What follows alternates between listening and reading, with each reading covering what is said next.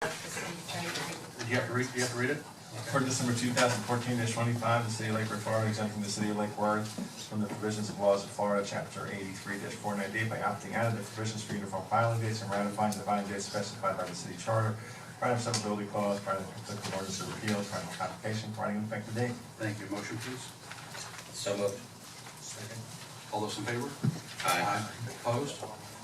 Motion passes unanimously. Item B, ordinance number 2014-26, second reading and public hearing, amend the candidate qualifying filing period. City Attorney? Ordinance number 2014-26, the city of Lake Worth, Florida, amending section 2-14.1 of chapter 2 of the Code of Ordinances regarding candidate qualifying period, providing a severability clause, providing a conflicting ordinance of repeal, providing for codification, providing an effective date. Thank you. I need a motion, please. So moved. Your second? Second. Comment? Yeah, this one, if I understand it correctly, is the second reading of an ordinance that would specify that if you want to run for one of these seats, you need to declare that you've done that, I believe it's 90 days in advance, is that correct?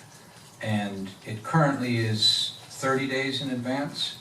And the reason we did the previous ordinance is that if we hadn't exempted ourselves from that one, we couldn't change it to something specific here. I've heard last time the arguments that other communities are also at 90 days, that we used to be at 90 days. I don't find them very persuasive arguments. Maybe they have some merit. To me, my sort of yardstick is, does this make it easier for democracy to happen in our town? Does it make it easier for people to participate in the process of becoming part of this body of folks that helps decide the future of the city? And I find it hard to convince myself that this makes it easier, so I will be voting against it for that reason. Very well. Commissioner Zerdy? Just real quick, thank you, Vice Mayor. It's easier for folks to know who might be interested in serving up here, where they get more notice than 30 days at the last minute to just who are these folks? Where they're like, can we talk to them? Can we meet them? Can we have any other kind of discussion to really honestly get to know them?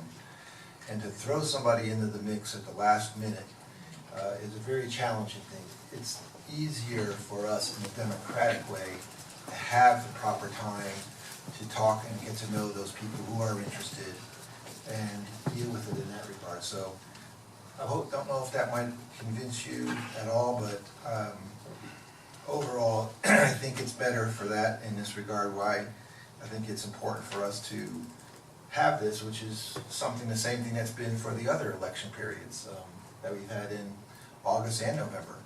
So this just makes us consistent all the way around, and I'll be supporting it again. Thank you. Okay, I have a motion and a second. All those in favor, say aye. Aye. Aye. All those opposed? Nay. Motion carries 3-1.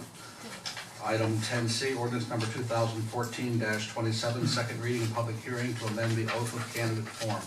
City Attorney.